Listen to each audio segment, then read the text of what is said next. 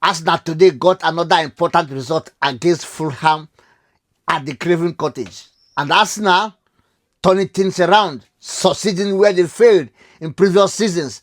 And that brings me to the conclusion that Arsenal might just be doing things that might help them win the Premier League title.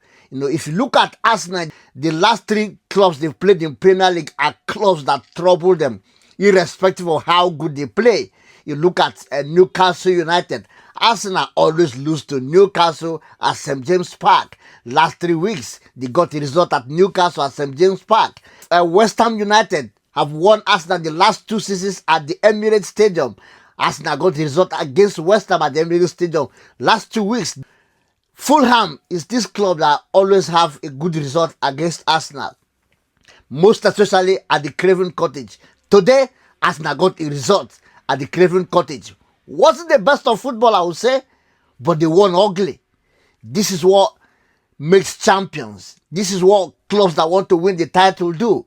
Sometimes you don't have to play the best, but you just have to get the results. 3 points is what mattered into this game, and Arsenal found a way to do it. If you look at the game they played today, wasn't the kind of games that Arsenal played with flair, but it is understandable because players are just come back from international breaks. They've had a kind of different formation with different countries, with fatigue of traveling and not having time to train to get into rhythm. It is understandable. They got the job done. So, Arsenal, to me now, is getting to that situation where we begin to talk about them as one of the Premier League contenders for this season, considering how Liverpool is doing. Yeah, Arsenal now with these 3 games they won. It's still a bit too early, but I'm tipping them. Look at the goal they scored today. Alejandro Trossard, he was one of the shortest men in the 18-yard box today, but when that cross came in, he was there to put it at the back of the net, and that was what matters.